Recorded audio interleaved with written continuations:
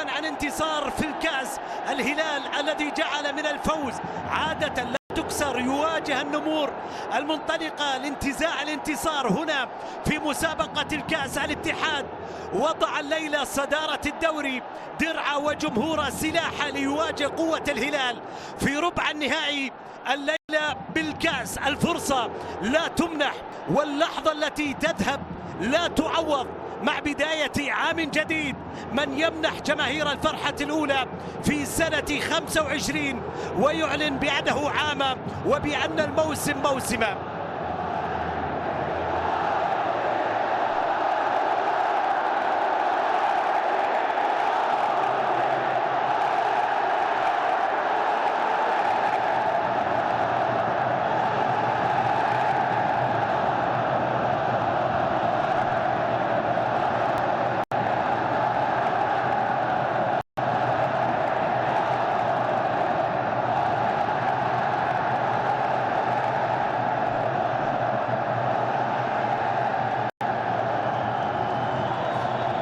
إذا تحت أنظار العشاق أيها السيدات والسادة، أيها الأحبة الكرام، تحت أنظار العشاق في الفريقين تأتي مباراة الليلة، حيث يستفيد جمهور الهلال من ميزة الأرض ويملؤون مقاعدهم المخصصة 70%، وجماهير الاتحاد رغم أنها تحصل على 30% من المقاعد ورغم المسافات هي تقاسمهم الصوت الليلة وتصدح بثقة في أرجاء المكان. الهتافات هنا تتداخل والأهازيج لا تتوقف، كأنها نبضات شعور وفخر في مواجهة لا تعترف إلا بالروح والشغف والإصرار. تساؤلات هنا وهناك، والجمدة صافرة الفنزويلي بعد 90 دقيقة ستقطع الشك باليقين عند نهاية المباراة التي تنطلق مع مالكوم، ومالكوم يعدي من الجهة اليمنى، يرجع بكرة في الطرف الأيمن لصالح الهلال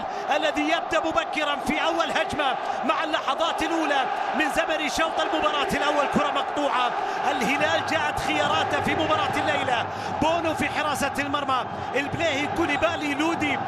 المحاولة لصالح الهلال طويلة لكنها واصلة باتجاه حارس المرمى إلى حارس المرمى المتميز رايكوفيتش اللي لا شك بأنه تنتظر مباراة كبيرة الليلة من أمام خصمه في هذه المباراة. ميتروفيتش، رايكوفيتش الحارس الصربي يلتقي الليلة زميله بالمنتخب ميتروفيتش. هذه المباراة في الأمام بحثا عن الحمدان، واصلة باتجاه مالكوم انطلق، مالكوم يلعب كرة لكنها واصلة باتجاه حارس المرمى رايكوفيتش. مالكوم 8 مواجهات، ومالكوم لا يكتفي بالحضور بل يترك أثره في الكلاسيكو حيث وضع بصمة بالشباك في 5 مباريات. الكرة لصالح بنزيما مقطوعة ومحاولة مرت إلى خارج أرضية الملعب إلى رمية جانبية، خطر بنزيما أحدق على مرمى بونو، مرت الكرة لخارج أرضية الملعب، رمية جانبية في الطرف الأيمن إلى مالكوم ينطلق يلعب كرة في الجهة اليمين، كانسيلو أبعدها رايكوفيتش على الجهة اليسرى. الكرة في صالح الهلال، نقلة لمنطقة الجزاء، سالم وتسديدة من سالم، التصدي من رايكوفيتش، واعتقد بأن القائم ساعد رايكوفيتش بهذه الكرة اللي مرت لخارج أرضية الملعب. تسديدة رائعة من سالم، الهلال ضاعت عليه أخطر فرص شوط المباراة الأول. هنا التمريرة من ليوناردو، لعب كرة باتجاه حمدان يلعبها لسالم، التصدي من رايكوفيتش. القائمة اعتقد بأنه أسهم مع رايكوفيتش في التصدي لكرة سالم الماضية. هذه التسديدة التسعة وصلت إلى بيرغواين، الآن كرة مرتدة يقودها الاتحاد، الشنقيطي بكل جرأة يتقدم لمرمى الهلال، الشنقيطي وصل وتسديدة لكنها مرت إلى خارج أرضية الملعب. انطلق بشجاعة الشنقيطي في هذه اللقطة لكنه نسي كريم بنزيما على الجهة اليسار، بنزيما الذي كان يتوعد بونو مع هذه اللقطة، لكن الكرة من الشنقيطي مرت بعيدة إلى خارج أرضية الملعب. نعم، بونو لعب من أمام كريم بنزيما 12 مباراة حيث لعب ضده، ثم 8 مباريات في الدوري الإسباني. فاز بنزيما 5 مواجهات وخسر منها مرتين، منها قطعت وصلت باتجاه كريم بنزيما. بنزيما يتقدم الآن، كريم بنزيما عند كرة عادت في صالحه وتسديده، بنزيما يتألق من أمام ياسين بونو. لا شك هنا مباراة أخرى في الملعب، مباراة ما بين الهلال والاتحاد، وأيضا هنا مباراة أخرى ما بين بنزيما ياسين بونو. شوف التسديدة من كريم بنزيما والتألق من بونو. الزمن هنا في كينغدوم أرينا يتحرك بسرعة، الكرة للاتحاد وانطلاقة لكنها واصلة إلى خارج أرضية الملعب، إلى ركلة ركنية. نصف ساعة أولى في زمن شوط المباراة الأول. شوف التمريرة كانت مخادعة لمنطقة الجزاء، الكرة اللي وصلت إلى بيرغواين في هذه الكرة مقطوعة من ليوناردو، أبعد الكرة لخارج أرضية الملعب. كرة من أمامه، لا شك هذا أمر ليس بالهين. الكرة اللعب للهلال والموسم الماضي، الكرة اللعب لصالح الفريق الاتحادي وكانتي. الله، لقطة فيها راية وتسلل. كريم بنزيما سجل هدفا من قدم إنغولو كانتي، لكن بنزيما كان متسلل في هذه اللقطة. شوف الكرة من جديد، التسديدة من إنغولو كانتي وبنزيما تابع الكرة لكنه يمرر الكرة لصالح الاتحاد. إنغولو كانتي صاحب القدم القوية يحاول دائما أن يختصر الطرق بقدمه. بنزيما كان ممكن أن يصل هنا، ياسين بونو من يصل لكرة كريم بنزيما ويحرم الاتحاد من الوصول للهدف الأول في المباراة.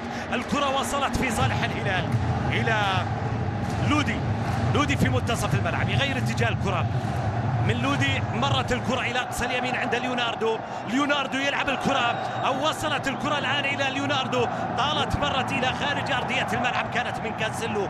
الكرة الماضية باتجاه ليوناردو مرت إلى خارج أرضية الملعب إلى ركلة مرمى.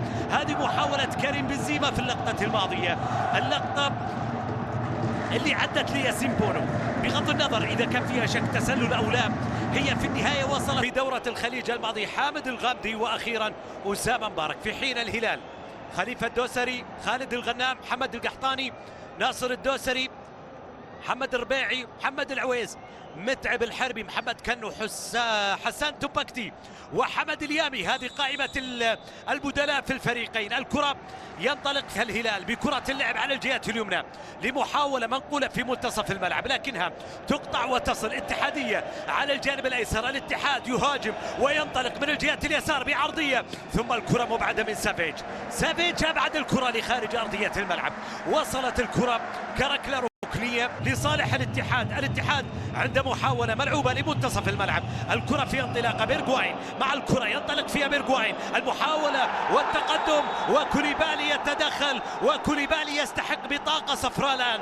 خيسوس حكم المباراة يشير بورقة صفراء لكوليبالي. لا شك الكثير من البطاقات الصفراء في هذه المباراة يهدد اللاعبين، واحد اللاعبين في الفريقين بالورقة الحمراء في شوط المباراة الثاني في استمرار حكم المباراة بإشارة البطاقات الصفراء.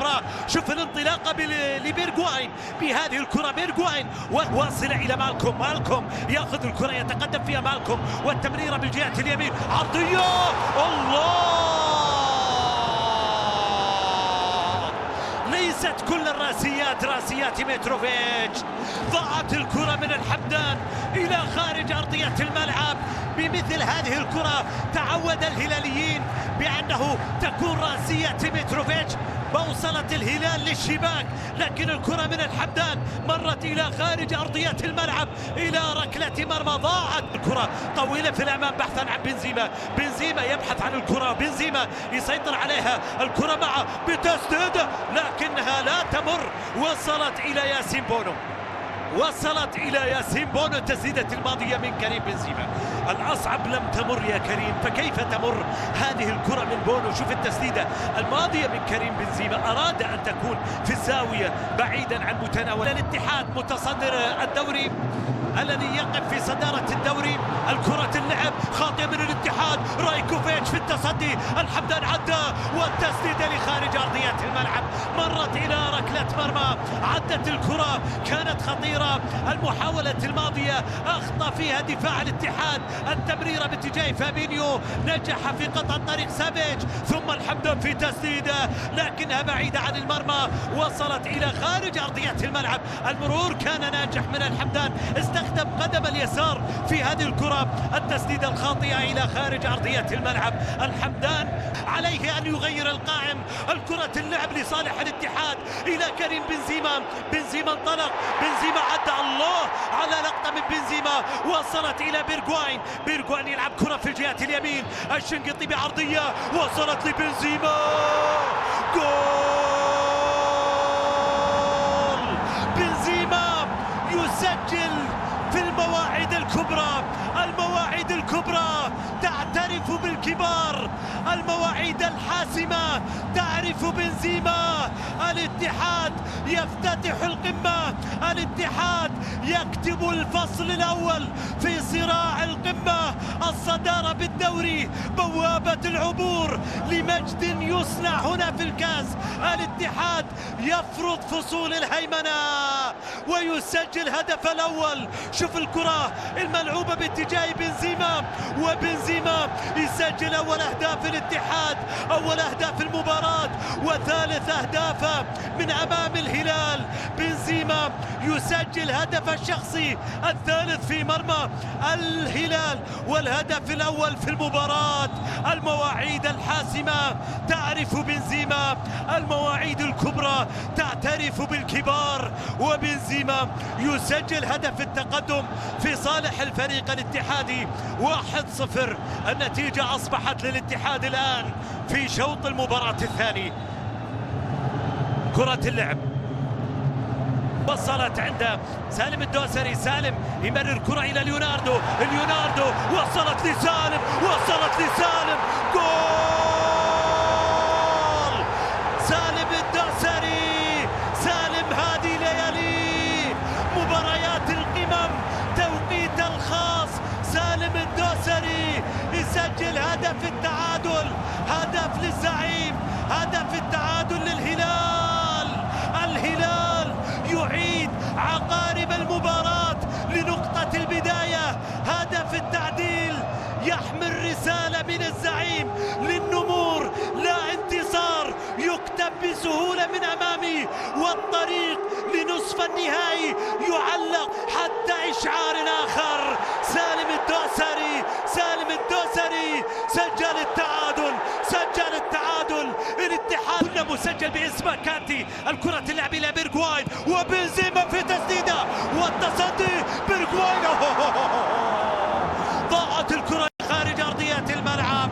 بيرغواين في فرصة واصلة إلى ركلة مرمى.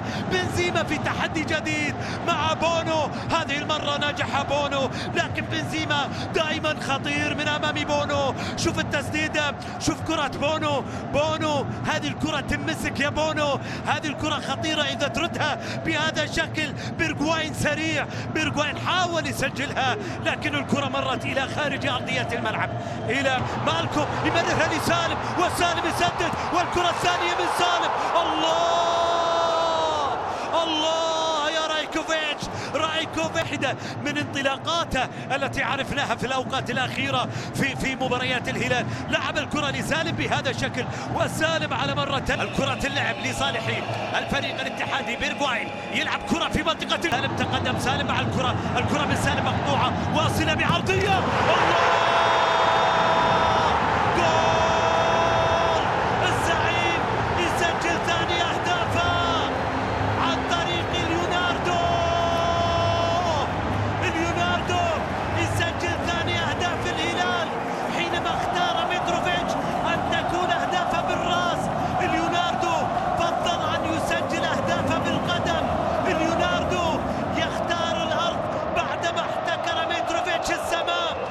يسجل ثاني أهداف الهلال في المباراة، هدف للزعيم. الهلال يغادر موسما بإنجاز ويبدأ آخر بإنجاز، ينهي سنة بفوز ويبدأ الأخرى بانتصار في النهاية والبداية. على الجهة اليمين. البيشي تقدم، البيشي مع المحاولة ممتازة لبنزيما. الله الله، كريم بنزيما، كريم بنزيما. الحكومة بقراره يفرض عودة الاتحاد ويفرض بقاء الاتحاد هنا في كينغدوم أرينا. هدف للاتحاد، النمور تتمكن من العودة في المباراة. النمور أغلقت قرنا من الكبرياء والأمجاد والعظمة وتفتتح قرنا جديدا و100 عام أخرى بنفس الشموخ وبنفس العظمة التي لا تهتز ولا تتغير. الكرة من كريم بنزيما في الشباك، هدف تعادل. كريم بنزيما أعاد الاتحاد في المباراة. 2-2. الاتحاد يعود، الاتحاد يعود، الفرحة تعود لمدرجاتها. كريم بنزيما، الحكومة تفرض قرارها باستمرار المباراة. المباراة لا تنتهي هلالية. كريم بنزيما، ليوناردو المنتصر. الكرة اللعب واصلة في الجهة اليمين، اسكور عرضية، اسكور عرضية، جول. لا لا لا لا، فيها تسلل. البيشي كان متسللا في هذه الكرة، راية وتسلل، ركلة حرة غير مباشرة. الكرة لصالح الهلال. حكم المباراة يطالب من لاعبين الفريق الاتحادي الهدوء أنه سيعود لتقنية الفيديو للتأكد من هذا القرار. الصدمة على جماهير الهلال بعد هدف الاتحاد الماضي. قلت لك بأنه في كرة القدم من يسجل التعادل هو من يعيش معنويات المنتصر. العائد عودتنا كرة القدم بأن من يعود يعيش معنويات الفائز، يعيش معنويات المنتصر. هذا ظهر في الكرة الماضية اللي سجل منها الاتحاد قبل أن يتدخل المساعد الأول بالإشارة لحكم المباراة بوجود حالة تسلل. الجماهير الاتحادية تدعو بأنه تقنية الفيديو تقف في صف الاتحاد، لكن القرار النهائي جاء بوجود راية من الطرف الأيمن. مالكم عدى، مالكم يلعبها وفرصة تسدد. الله، على كرة مرت بعيدة. كان الكرة الأخيرة في المباراة عدت إلى خارج أرضية الملعب، وصلت إلى ركلة مرمى. فرصة الهلال، الفرصة الأخيرة في المباراة، التمريرة الرائعة من مالكم، وكانوا في تسديدة لعبها بطريقة صحيحة. كان يحتاج إلى التوفيق. مرت الكرة إلى خارج أرضية الملعب ومرت آمالهم معها. متميزين في هذه المباراة، لذلك أقول بأنه في ركلات الترجيح الليلة الأمر مناط باللاعبين ليس بحراس المرمى، لأنه نعرف رايكوفيتش وبونو. طبعا التعلق بالنسبة للحارسين نعرفها، لكن المسألة تتعلق باللاعبين لحسم المواجهة. الكرة الأولى للهلال عند كانو اللي يتقدم، ورايكوفيتش ينجح. رايكوفيتش ينجح مع الركض أهداف الليلة وختم أهداف الليلة عند الترجيحية الأولى للفريق الاتحادي من أمام بونو. بنزيما يتقدم وينجح في التسجيل كريم بنزيما. إذا الترجيحية الأولى ينجح فيها الاتحاد. لا أقول القرعة طبعا ظلمت المسابقة، ولو أنه رأيي أنها ظلمتها، لكن بلا شك حرمتنا من حلم نهائي كبير. لو كنت من يدير القرعة لأخفيت اسم أو ضيعت الآخر فقط لأضمن بأن الكلاسيكو يحتفظ به. يتقدم ورايكوفيتش ينجح للمرة الثانية. رايكوفيتش في نفس المكان يمنع الهلاليين من التسجيل في الترجيحية الثانية على التوالي. الاتحاد ينجح عن طريق حارس مرمى رايكوفيتش. ردة الفعل بالنسبة لجيسوس واضحة بعد ضياع الترجيحية الماضية. رايكوفيتش بقدمه هذه المرة يقلص الفارق في الركلات الترجيحية وينجح من أمام فابينيو في الترجيحية الثانية للاتحاد. تقدم فابينيو بونو، وفابينيو الهدف. كرة في الشباك، ينجح الهلال بعد فشل 2 سبقوه، وسافيتش كان تحت الضغط. سافيتش لأنه 2 سبقوا فشلوا من أمام رايكوفيتش، لكنه يعرف مواطنة جيدة. مالكم يستعد وينتظر، يأخذ الإذن للانطلاق الآن. مالكم الترجيحية الرابعة للهلال. مالكم يتردد، بعد ذلك ينطلق مالكم، يذهب بكرة إلى رايكوفيتش، لكن الحكم يطلب إعادة تنفيذ الركلة الترجيحية. لا، بالفعل المباراة تنتهي بقفاز رايكوفيتش. نعم، رايكوفيتش ينقل الاتحاد بقفازه إلى نصف النهائي. مبروك للنمور، مبروك للاتحاديين الوصول إلى نصف النهائي. الاتحاد من جاء إلى هذه المباراة متسلحا بصدارة ودرع تاريخ الكبير ليفوز في هذه المباراة بقفاز رايكوفيتش، يصل إلى نصف النهائي. ألف مبروك الاتحاديين، الاتحاد الذي يبقي حضوره في كل المعارك وفي كل الساحات وفي كل الصراعات. بعد أن تصدر الدوري، جاء الدور ليوقف سلسلة انتصارات الهلال في ليلة كبيرة على كينغدوم أرينا، ويسجل لنفسه انتصارا في هذه المباراة، ينقل إلى مباراة نصف النهائي. إذن ألف مبروك للاتحادين، حظا أوفر للهلاليين. شكرا لكم أيها السيدات والسادة على طيب المتابعة. آمل أن ألتقيكم إن شاء الله في مواعيد قادمة. كل التحية لكم والسلام عليكم ورحمة الله وبركاته. الكلمة إلى الزميل محمد خاتم.